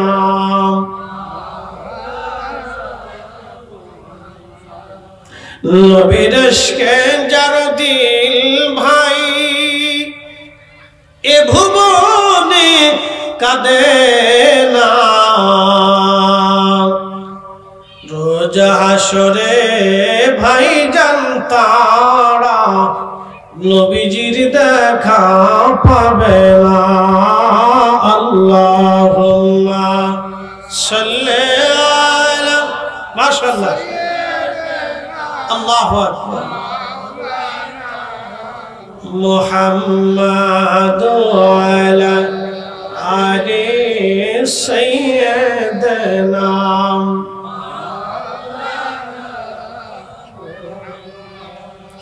হযরতে হারুন রশিদ তিনি চিঠি পাঠাইলেন বর্তমান বাইতুল আকসার ইমাম হযরতে ইমাম আবু ইদ্রিস আশ-শাফিঈ রাহিমাহুল্লাহর কাছে। চিঠির মধ্যে লিখলেন, মুসলমানদের ইমাম, আমি বড় পেরেশানির মধ্যে আছি। খ্রিস্টানরা বহাস করতে চায়, তারা প্রমাণ করবে আল্লাহর ছেলে আছে, স্ত্রী আছে, আর আমরা প্রমাণ করব আল্লাহর স্ত্রী নাই, ছেলে নাই। এখন এই প্রধান মুবাহিসের দায়িত্ব আমি আপনাকে দিলাম, কারণ আপনি ছাড়া এই মহান দায়িত্ব কেউ পালন করতে পারবে না। আর এই বহসে যদি মুসলমান একবারে হেরে যায় তাহলে সারা জীবন মুসলমান মাথা নিচু করে থাকবে, মুসলমান কখনো মাথা উঁচু করে দাঁড়াইতে পারবে না।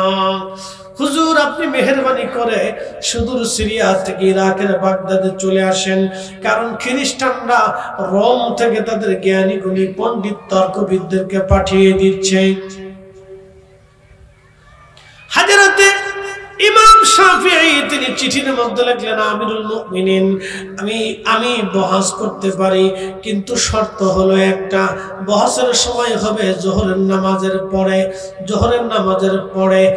আর বহাসের স্থানটা হবে দজলা নদীর পারে। ইরাকের যে দজলা নদী, এই নদীর পারে হবে বহাসের স্থান, এবং সময় হবে জোহরের নামাজের পরে। এরপরে আমি নিজে বহাস করব। এই বহাসের জন্য হযরতে খলিফা হারুন রশিদ তিনি নির্দিষ্ট দিন ধার্য করলেন। আর উভয় দলের লোকজন আসা শুরু হয়ে গেল। লক্ষ লক্ষ মানুষ ইরাকের বাগদাদে আসলো। হযরত ইমাম শাফিঈ সুদূর ফিলিস্তিন থেকে হেঁটে হেঁটে ইরাকের বাগদাদে আসলেন। বিরাট বড় বাহিনী নিয়ে খ্রিস্টানরাও ইরাকের বাগদাদে আসলো। আজকে বহস হবে হক আর বেহকের বহস। যা আল হক ওয়া যাহাকাল বাতিল ইন্নাল বাতিলা কানা যাহুকা। সত্যের আগমনে মিথ্যা দূরীভূত হবে। আজকে হয় ইসলাম সত্য হবে, না হয় খ্রিস্টান সত্য হবে।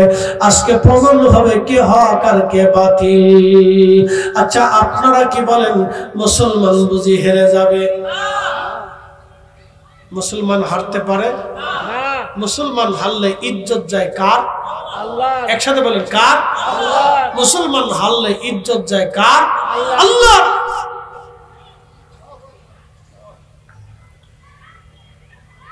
জমিনে দুরুদ বন্ধ হলে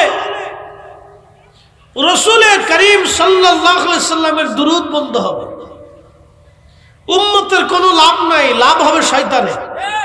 এই জন্য আমরা সুন্নিরা যতদিন বেঁচে থাকবো ততদিন দুরূদ সালাম চালু রাখবোই। কথা বলেন ঠিক কিনা?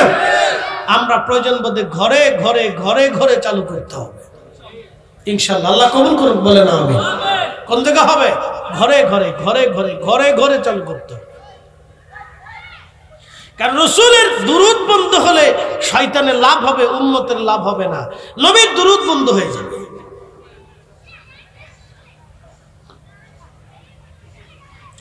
আর এই দুরূদ আল্লাহ নিজে চালু করছে, তামাম ফেরেশতারাও পড়তে থাকে। বলছিলাম হাদিয়া দিলে, আপনারা হাদিয়া আদান প্রদান করলে সম্পর্ক বাড়ে। নবীর উম্মত যখন রাসূলের শানে দুরূদ পড়ে, তখন এই দুরূদ হচ্ছে আল্লাহর নবীর পক্ষে উম্মতের জন্য, উম্মতের পক্ষ থেকে রাসূল কারীমের জন্য হাদিয়া। একসাথে বলবেন না মারহাবা? আপনি মদিনাতে হাদিয়া পাঠাচ্ছেন, হাদিয়া, ইয়া রাসূলুল্লাহ আমার পক্ষ থেকে আপনার জন্য হাদিয়া। যখন হাদিয়া যাবে তখন এই আল্লাহর নবীজি এই উম্মতের জন্য দোয়া করে। এই জন্য দুরূদ চালু রাখতে হবে। দুরূদ এমন একটা নিয়ামত যে আপনি এখন পড়বেন, এখনই মদিনা চলে যাবেন। আসতে হয়ে গেল না? একসাথে বলেন আল্লাহু আকবার। যখন আমরা মাহফিলে দুরূদ পড়ছি তখন এই মাহফিলের সংবাদ মদিনাও চলে গেছে। ইয়া রাসূলুল্লাহ বাংলাদেশের রূপগঞ্জে এই মাঝিরা ঘাটের পাশে এই মসজিদের পাশ থেকে এই কাদেরিয়া তিগিবা মাদ্রাসার মাহফিল থেকে আপনার কিছু উম্মত দুরূদ শরীফ পড়তেছে। আব্দুল করিম, আব্দুর রহিম, আব্দুল জব্বার, এই আব্দুল খালেক, এরা দুরূদ শরীফ পড়তেছে। বাবান্ন মামুদ, বাবান্ন মামুদ, বাবান্ন মামুদ। তার মানে আজকের মাহফিলের সংবাদ দুরূদ পড়ার সাথে সাথে মদিনায় পৌঁছাই গেছে। একসাথে বলা যাবে আল্লাহু আকবার, আল্লাহু আকবার, ইয়া রাসূলুল্লাহ জিন্দাবাদ। তাহলে দুরূদ কি চলবে না বন্ধ হবে? চলবে। দুরূদ চলতে হবে। এই জন্য মুসলমানের কোন ঘরে যদি দুরূদ জামাতের সাথে উম্মত পড়ে, তখন এই দুরূদ আর ওইখানে থাকে না, আল্লাহ রাসূলের বরগাহে ওই বাড়ির সংবাদটা পর্যন্ত পৌঁছায় যায়। তা আমরা চাই যে আমাদের সংবাদ আল্লাহ নবীর বরগাহে, নবীর কদমে পৌঁছাক। কথা বলেন ঠিক না বেঠিক? ফোন করলে কি নবীর দরবারের রওজায় পৌঁছাবে? ফোনে পৌঁছাবে না, চিঠিতে পৌঁছাবে না। তো কেমনে পৌঁছাবেন? দুরূদ পড়ে পড়ে। আল্লাহ কবুল করুক, বলে না আমি। হযরত ইমাম শাফিঈ তিনি চলে আসছেন। বিরাট বড় মঞ্চ তৈরি করা হলো, লক্ষ লক্ষ মানুষ আসছে বহাস দেখার জন্য। একজন না, দুইজন না, লক্ষ লক্ষ মানুষ আসছে ইরাকের বহাস দেখার জন্য। বহাস দেখার জন্য সব মানুষ চলে আসলো। ইমাম আবু ইদ্রিস আশ-শাফিঈ ধীরে ধীরে ধীরে ধীরে তিনি আসলেন। ধীরে ধীরে আসার পরে উনি লক্ষ্য করলেন জোহরের নামাজ ওক্ত চলে, জোহরের নামাজের সময় হয়ে গেছে। তিনি বললেন, খলিফা আমি বহাস পরে করব, আগে একটা যায় নামাজ দেন, আমি জোহরের নামাজ পড়ব, তারপরে বহাস হবে। ইমাম আবু ইদ্রিস শাফিঈ নিজে যায় নামাজ খানা নিয়ে তিনি যায় নামাজ খানা দজলা নদীর পানির উপরে বিছাই দিলেন এবং পানির উপরে যায় নামাজে চললেন। যায় নামাজ নিয়ে নদীর মাঝখানে যে উনি ওই নদীর উপরে যায় নামাজ বিছাইয়া, পানির উপরে যায় নামাজ বিছাইয়া সবার সামনে তিনি জোহরের নামাজ পড়া শুরু করলেন। আসতে হয়ে গেল না? জোরে বলবেন আল্লাহু আকবার। পানি কার নিয়ন্ত্রণে? জোরে বলেন কার? এখন পানির উপরে জায়নামাজ বিছাইছে কে? ইমাম আবু ইদ্রিস শাফিঈ। তার মানে তার কাছে আল্লাহর দেওয়া পাসওয়ার্ডটা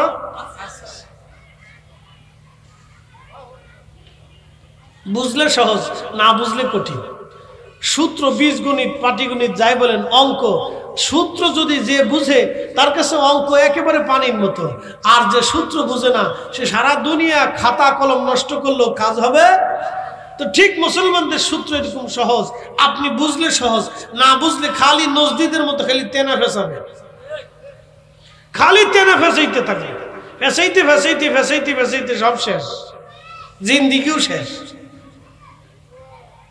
শেষ পর্যন্ত বলবেন রাসূলের আব্বা আম্মাও কাফের ছিল। কি কথা বলেন না কেন? একসাথে বলেন না নাউজুবিল্লাহ। রসুলের আব্বা আম্মারও কাফের বানাই ফেলছে। এই উম্মত বানাইছে, খ্রিস্টানরা বানায়নি, ইহুদিরা বানাইছে না, এই উম্মতের মৌলবীরা বানাইছে। বলে হুজুর কারা? যারা আমাদের দেশে আজকে 8 রাকাত তারাবি বানাইছে, ওরা নামাজও শেষ করছে, ইমানও শেষ করার বুদ্ধি করছে। তা আপনারা যতদূর পারেন তাদেরকে চাটা খাওয়াবেন, নাস্তা মাস্তা করাবেন, বহুত সওয়াব হবে, বহুত ফায়দা হবে, অসুবিধা নেই। কথা খারাপ করছি ভাই? কথা খারাপ বলি দিত। শোনেন, যে চুরি করে এবং যে চুরি করতে সাহায্য করে দুজন সমান অপরাধী। এই কথা কর না কেন? যে মানুষ হত্যা করে এবং হত্যা করতে সাহায্য করে সমান, কথা কর না, সমান অপরাধী। যে রসুলের আব্বা আম্মাকে কাফের বলে এবং তাকে যে সাহায্য করে সমান অপরাধী। এই কথা কর না কেন? সমান অপরাধী, সমান অপরাধী। দনদনে গুস্তাখে রসুল, দুশমনে রসুল। কাজী নজরুল লিখেছেন, রসুলের অপমানে কাঁদে না তোর মন, মুসলিম নয় তুই মুনাফিক, রসুলের দুশমন। কি কথা বল না কেন? আল্লাহ আমাদেরকে বোঝার তৌফিক দিক বলে না। এই উপস্থিতি বুঝতে হবে, মৃত্যুর পর আমরা ফিরে যাব আল্লাহর কাছে। আল্লাহ রসুলের সামনে হাসরের ময়দানে দাঁড়াইতে হবে। সেই দিন যদি আল্লাহ রসুল ডাক দেবে, বলে উম্মত, আমি যেই রেহেমের ভিতরে ছিলাম, আমি যার দুগ্ধ পান করেছি, যেই বাবার মহাব্বত দিয়ে আমি পৃথিবীতে আসছি, তুমি তাকে কাফের বানিয়ে জাহান্নামী বানাইছো, জবাব দিয়ে দাও আজকে। তুমি আমার বাবাকে গালি দিছো, মাকে গালি দিয়েছো,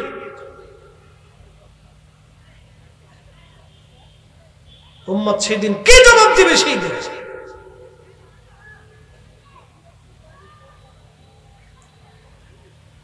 প্রিয় মুসলমান, আমরা যখন বলি তখন আমাদেরকে বানিয়েছে বেদাতি। আমরা কি হয়েছি? বেদাতি। আমরা হয়েছি মাজার পূজারি, আমরা বেদাতি। আমরা বুঝি না, বুঝছেন? আমরা বুঝি না, সব বুঝ শুধু ওনাদের ভিতরে, আমরা কিচ্ছু বুঝি না, আমাদের বুঝতেছ নাই। তবে হ্যাঁ, হাসরের ময়দানে দেখা হবে, বুঝবে, বুঝ সেই দিনই ফয়সালা হবে, চূড়ান্ত ফয়সালা। কথা ঠিক না বাবা? চূড়ান্ত ফয়সালা হবে সেদিন, চূড়ান্ত ফয়সালা হবে সেদিন। শুধু ফয়সালা নয়, চূড়ান্ত ফয়সালা হবে সেদিন। আপনিও আল্লাহ রসুলের সামনে দাঁড়াবেন, আমরাও আল্লাহ রসুলের সামনে দাঁড়াবো, চূড়ান্ত ফয়সালা হবে সেই দিন। যদি রসুলের আব্বা আম্মাকে কাফের মনে না করার কারণে যদি আল্লাহ রসুল আমাদেরকে তাড়িয়ে দেন, তো সেই দিন তাও হবে। আর যদি রসুলের আব্বা আম্মাকে কাফের মনে করিয়া জাহান্নামী বানিয়ে আপনি যদি সুপারিশ পান, তো সেই দিন তাও ফয়সালা হবে, অসুবিধা নাই। আল্লাহ রসুলের সামনে দাঁড়াইতেই হবে।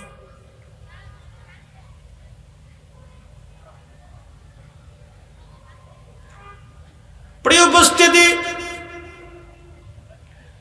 হযরত ইমাম আবু ইদ্রিস শাফি যাই নামাজ বিছে নামাজে দাঁড়ায় গেলেন, নামাজ পড়তে লাগলেন। নামাজ শেষ হয়ে গেল, জোহরের নামাজ।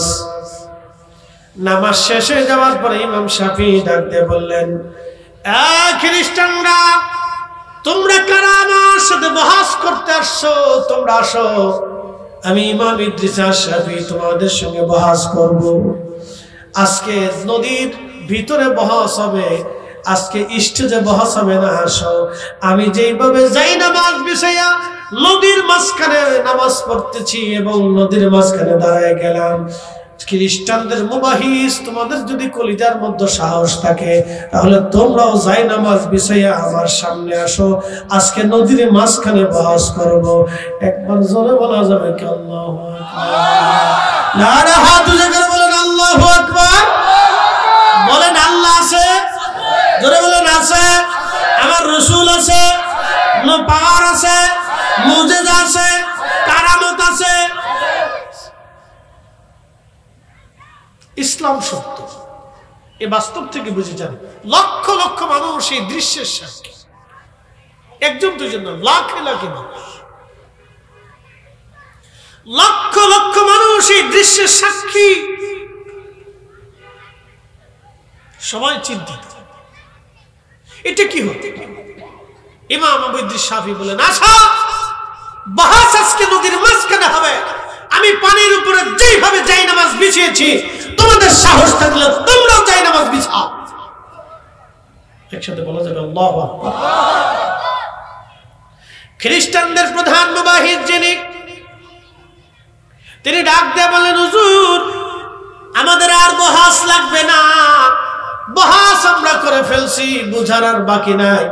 যে ঈমান, যে কালেমা, যে বিশ্বাস, যে ঈমান, যে কালেমা আপনাকে পানির উপরে জায়নামাজ বিছিয়ে নামাজ পড়তে শিখাইলো, পানি অনুগত হয়ে গেল, জায়নামাজ পানিতে ডুবায় না, পানি জায়নামাজ ডুবায় না, আপনাকেও ডুবায় না। আমাদের আর বোঝার বাকি নেই, এই কালেমাই সত্য, এই দিনই সত্য। অতএব আপনি আমাদেরকে ক্ষমা করে দেন। আসেন, আমরাও আপনার সাথে বহস্ত করবই না। স্টেজে আসার পরে আপনার হাত ধরে কালেমা পড়ে আমরা মুসলমান হয়ে যাব। একবার জোরে বলা যাবে কি আল্লাহু আকবার। কখনো তোমাকে যদি ভুলি, হেদায়েতের আলো জেলে নিয় কাছে তুলি, ঠাই দিও প্রিয়তম, ঠাই দিও প্রিয়তম, ওগো মহিয়ান, তুমি রহমান, তুমি মেহেরবান। অন্ধ গাহে না শুধু তোমার গুণগান, অন্ধ গাহে না শুধু তোমার গুণগান, বুঝে বুঝে না তবু শান, তুমি রহমান, তুমি মেহেরবান। লা ইলাহা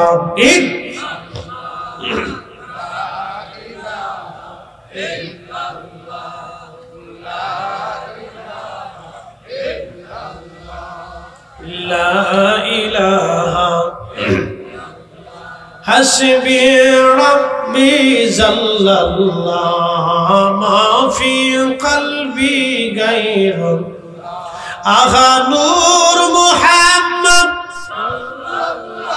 বলি নূর মুহাম্মদ,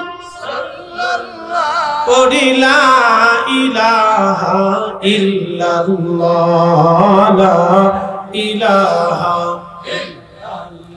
লা ইলাহা ইল্লাল্লাহ মুহাম্মাদুর রাসূলুল্লাহ সাল্লাল্লাহু আলাইহি ওয়াসাল্লাম। লা ইলাহা ইল্লাল্লাহ, জোরে বলে লা ইলাহা। আল্লাহ ব্যতীত আর কোনো ইলাহ, কোনো মালিক, কোনো রব, কোনো খালিক নেই। কোনো পাথরের সামনে, মূর্তির সামনে, কোনো কবরের সামনে, কোনো ব্যক্তির সামনে, কোনো পাথরের সামনে, গাছের সামনে, কারোর সামনে সেজদা দিয়ে মাথা নত করার কোনো সুযোগ নেই। ইসলাম শিখাই নেই। এক মালিকের সামনে সেজদা দিতে হবে, এক মালিকের কুদরতি কদমে সেজদা দিতে হবে। তিনি একমাত্র সেজদা পাওয়ার যোগ্য মালিক। কথা বলেন ঠিক না ঠিক? লা ইলাহা ইল্লাল্লাহ, জোরে বলে লা ইলাহা ইল্লাল্লাহ। এই কালিমার জন্য সাহাবীদের পিঠের সামনে উঠে পড়েছে। শোনেন, ইসলাম এত সহজ। এই যে আজকে মাঝে মধ্যে দেখি বাংলাদেশের, আমাদের দেশে যারা হিন্দু আছে তারা মূলত মার কোলে আছে। কথা ঠিক কিনা? আপনি ভারতের দিকে যদি তাকান, যাই দেখবেন ভারতে আমার কত মুসলমানদেরকে শহীদ করা হয় প্রতিনিয়ত। কালকেও সংবাদে দেখলাম, এক ফ্ল্যাটে বিল্ডিং এর ভিতরে একজন মুসলমান থাকার কারণে তাকে ফ্ল্যাট থেকে বের করে দিয়েছে। না, কোনো মুসলমান প্রতিবেশী আমাদের থাকবে না। আমাদের বাংলাদেশে যদি কোনো ফ্ল্যাট থেকে কোনো হিন্দু বের করা হয়, তাহলে অন্য 10 মুসলমান বলবে এটা অন্যায়, এটা কখনো হতে পারে না। কি কথা বল না কেন? তারা মূলত আমাদের দেশে মার, তারা মূলত আমাদের দেশের মার কোলের ভিতরে আছে। আমাদের বাজারে, আমাদের দেশে হিন্দু মুসলমান একসাথে ব্যবসা করে। আমরা যদি বাংলাদেশে মনে করি যে হিন্দুদের বাজার থেকে, দোকান থেকে আমরা মাল কিনবো না, তো হিন্দুরা কার কাছে বিক্রি করবে? কথা বলেন তো। আমরা কি কখনো এই মাইন্ডেড চিন্তা কখনো আমাদের মগজে আসে? আলেমরাও হিন্দুদের দোকান থেকে মাল কিনি, আমি নিজেও মাল কিনি, আমি নিজেও মাল কিনি। কিন্তু আপনি ভারতের দিকে যদি তাকান, তারা আমাদের দেশে সবক দেয়। কি সবক দেয়? আমাদের দেশে সংখ্যালঘু নির্যাতন হইতেছে। হ্যাঁ বেটা, তোমার দেশে আমার কত মসজিদ ভেঙেছ, বাবরি মসজিদ শহীদ করেছ, বাবরি মসজিদ ভেঙে দিয়েছ, কত মসজিদ ভেঙেছ, মাঝে মধ্যে দাঙ্গা বাঁধিয়ে আমার কত মুসলমান নারী পুরুষদেরকে হত্যা করা হয়। সেই দিনও দেখলাম এই এক হিন্দুরা এক বৃদ্ধ মুসলমানকে ধরে ধরে পিটাচ্ছে আর বলে জয় শ্রীরাম, বল জয় শ্রীরাম, বল জয় শ্রীরাম। বাংলাদেশে এরকম কোন নজির আছে কোন হিন্দুকে ধরে আমরা পিটাইছি আর বলছি বল আল্লাহু আকবার, বল আল্লাহু আকবার, বল আল্লাহু আকবার? জীবনে কথা আমরা কোনোদিন কোন হিন্দুরে পিটাই বলছি আমরা? আর ওরা প্রকাশ্যে মুসলমানদেরকে পিটায় আর বলে বল জয় শ্রীরাম, বল জয় শ্রীরাম। আবার এগুলি ভিডিও করে করে দেখা। এরা আবার আমাদের দেশে সবক দেয় আমরা সংখ্যালঘু নির্যাতন করতেছি, আমাদের দেশে সবক দেয়। শুনে রাখেন, একটা কথা মনে রাখবেন, মুসলিম মুসলিম কি কথা কর না কেন, জোরে বলেন মুসলিম মুসলিম, ভাই ভাই, একসাথে বলবেন আল্লাহু আকবার। মুসলিম কি? ভাই ভাই। জোরে বলেন মুসলিম কি? ভাই ভাই। মুসলমান ভাই ভাই, মুসলমান ভাই ভাই, এ কথা মনে রাখবেন, সারা জীবন মনে রাখবেন। আমাদের মত ভিন্ন হইতে পারে, মুস্তাহাব মুস্তাহাসান নিয়ে আমাদের মতানৈক্য সামথিং হতে পারে, কিন্তু আমরা মুসলিম ভাই ভাই। আমাদের হিন্দু যারা দেশে ভিন্ন ধর্মের আছে তাদেরকে আমরা কিন্তু ভিন্ন চোখে কখনো দেখি না। আমরা কিন্তু দেখি না তাদের দোকান থেকে আমাদের হাজার হাজার মুসলমানরা বাজার করতেছি, মাল কিনতেছি না ভাই? আমি নিজেও কিনি, ওই মাইন্ডেডই আমাদের আসে। কিন্তু আপনি যদি হিন্দুস্তানে ভারতের দিকে তাকান, কয়েকদিন আগে দেখলেন তারা পণ্য দিবে না, পেঁয়াজ দিবে না, রসুন দিবে না, চাল দিবে না, ডাল দিবে না। না দিবা না দিবা, তা না দিলে কি বাংলাদেশ না খেয়ে পড়ে থাকবে? আমাদের রিজিক তো আল্লাহ ফয়সালা করে, তোমরা না দিলে পৃথিবীর অন্য কোনো দেশ থেকে আসবে। কি কথা কন দেখে, কি আসবে না? আমরা পেঁয়াজ দিব না, চাল দিব না, ডাল দিব না, তোরা খাইয়ে দেখিস। তো তোরা পেঁয়াজ নিয়ে ডাল নিয়ে পরে থাক, তোমরা এই দেশে গরু সাপ্লাই করো না, তাহলে কি আমরা মুসলমানরা গরু না খেয়ে কি পরে রয়েছি নাকি?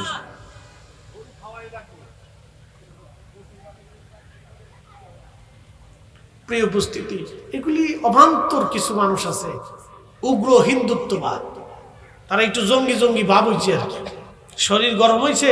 কয়েকদিন আগে আবার কেন খাজা বাবা আজমিরের মাজারের নিচে ওই জায়গায় দরগায় বলে মন্দির ছিল, এখন ওইটা ভাঙ্গিয়া মন্দির বানাই। ওদের 14 পুরুষও খাজা বাবার সাথে কোনোদিন যুদ্ধ করে পারে নাই। কি কথা কর না কেন, পারছেনি? ওদের 14 পুরুষও 1000 বছর ধরে পারে নাই। বাদ বাকি কয়টা ফেসবুকে হিন্দু হয়েছে আর কি, ফেসবুক টিপা হিন্দু তো টের পাইতেছে না, ওরা জানে না কোথায় হাত দিবার চায়। ওখানে হাত দিলে ভারত আর ভারত থাকবে না, এটা টুকরা টুকরা হবে, জানে না এটার খবর। এটা 14 পুরুষও কোনোদিনও খাজা বাবা আজমিরের সাথে যুদ্ধ করে পারে নাই। খাজা বাবা আজমিরের বেশি যুদ্ধ করা লাগে না, শুধু আজমির থেকে একটা ধুলাই নিক্ষেপ করছিল। একসাথে বলবেন আল্লাহু আকবার। এগুলো বুঝে না তো। শোনেন, ইসলাম বহুবার ইসলামের উপর আঘাত আসছে, বহুবার ইসলামকে সমলে পৃথিবী থেকে বিদায় করার চেষ্টা বহুজনে করেছিল, কিন্তু তারা বিদায় হয়ে গেছে। কালেমা এখনো আছে, কোরআন এখনো আছে, আযান এখনো আছে, এখনো কালেমাতুত তাওহীদ আছে, রিসালাতের সাক্ষ্য এখনো আছে। কথা বলেন ঠিক না বেঠিক? কিয়ামত পর্যন্ত থাকে। মাঝে মধ্যে 2-4 কিছু আসে, তবে আমাদের দেশের কিছু মুসলমানের কার্যকলাপ দেখলে আমাদের কষ্ট হয়। দেখলে মনে হয় যে তারা হিন্দু না মুসলমান আমরা জানি না, বা অন্য কোনো ধর্মের কিনা তাও বুঝি না। মুসলমানের চরিত্র পাওয়া যায় না। মুসলমান মুসলমানের মতো থাকতে হবে, মুসলিম মুসলিমদের বিশ্বাসের উপরে নিজেকে দৃঢ় কায়েম এবং দায়েম রাখতে হবে, ইয়াকিন রাখতে হবে যে আমি মুসলিম। কথা বলে ঠিক না ঠিক? ইয়াকিন রাখতে হবে 100% পিওর। সাহাবায়ে কেরামের পিঠের চামড়া উঠিয়ে ফেলছে। সেই দিনটা কত কষ্ট ছিল। লা ইলাহা ইল্লাল্লাহ কালেমা গ্রহণ করার সাথে সাথে সাহাবায়ে কেরামকে ধরে নিয়ে যাওয়া হলো। সুমাইয়া রাদিয়াল্লাহু আনহাকে ধরে নিয়ে যাওয়া। তিনি একজন গরিব হত দরিদ্র কৃত দাসী ছিলেন। ধরে নিয়ে যে আবু জেহেল হাত পা গুলি বাঁধল, বোমাগুলি বাঁধার পরে আবু জেহেল বলল, সুমাইয়া কালেমা ছাড়বি নাকি জীবন দিবি? সুমাইয়া বললেন, দেখো আবু জেহেল, যে কালেমা গ্রহণ করেছি আমার জীবন চলে যাবে, কালেমা ছাড়ব না।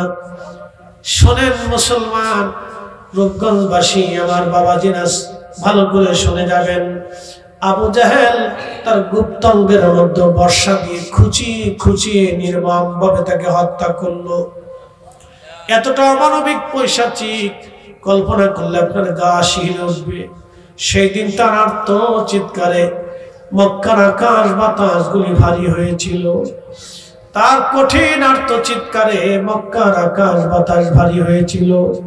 কিন্তু সুমাইয়াকে আবু জেহেল সেই দিন ছেড়ে দেয় নাই। তাকে বাঁচানোর জন্য সেই দিন কেউ আগায় আসে নাই।